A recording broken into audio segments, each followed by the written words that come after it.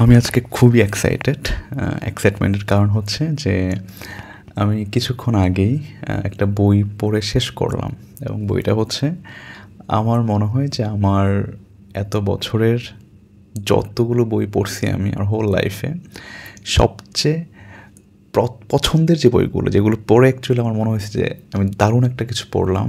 এরকম যদি আমি 5টা বইয়ের লিস্ট করি বা 3টা বইয়ের লিস্ট যদি আমি করি, আমার মনে হয় যে এই বইটা সেই প্রথম 3টা বা 5টা বইয়ের মধ্যে থাকবে। এবং সেই বইটা হচ্ছে আহমেদ ছফার যদ্যপি আমার গুরু, যে বইটা তিনি লিখছেন তার টিচার প্রফেসর আব্দুর রাজ্জাক স্যারকে নিয়ে। এখন এই বইটা পড়ার পর আমার কিছু জিনিস অ্যাকচুয়ালি মাথায় ঘুরতেছিল যে মানে আমাদের নিজেদেরও কিন্তু অনেক এক্সপিরিয়েন্স থাকে আমাদের প্রফেসরকে নিয়ে, কিন্তু প্রফেসর আব্দুর রাজ্জাক স্যারের সাথে আমাদের আহমেদ ছফার যে এক্সপিরিয়েন্স সেটা অ্যাকচুয়ালি আপনি বইটা যখন পড়বেন আপনি ফিল করবেন যে আসলে একটা টিচার কেমন হতে পারে, একটা গুরু আসলে কেমন হয়। এই যে তার প্রফেসর আব্দুর রাজ্জাক স্যারের যে একটা ইনফ্লুয়েন্স আহমেদ ছফা তৈরি হওয়ার ক্ষেত্রে, এটা আসলে আপনি বইটা না পড়লে বুঝতে পারবেন না। এরকম হতেই পারে যে প্রফেসর আব্দুর রাজ্জাক না থাকলে হয়তো আহমেদ ছফা তৈরি হতো না। এই যে আমরা আহমেদ ছফার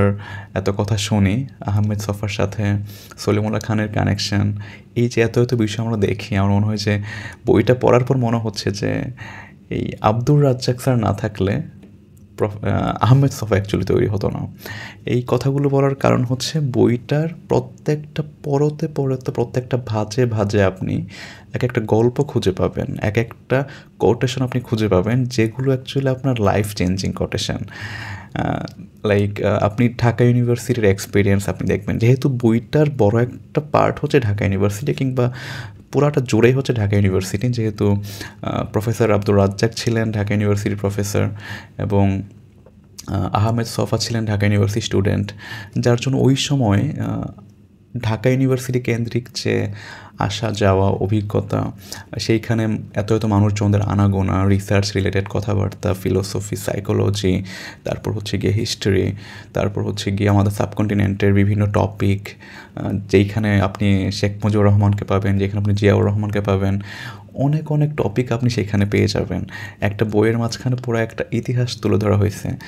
এবং তাদের যে আক্ষেপগুলো ছিল, তাদের জীবন নিয়ে আক্ষেপ, তাদের সারাউন্ডিংস নিয়ে আক্ষেপ, ঢাকা বিশ্ববিদ্যালয়ের অধঃপতন নিয়ে আক্ষেপ, এরকম আপনি অনেক অনেক টপিক আপনি পেয়ে যাবেন। এবং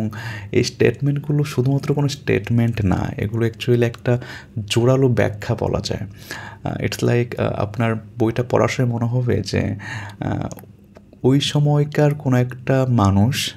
আপনার সামনে শুধু কোনো একটা স্টেটমেন্ট দিচ্ছে না, সে সেটা লজিক্যালি আপনাকে ব্যাখ্যা করতেছে যে এটা না এই জন্য হয়েছে।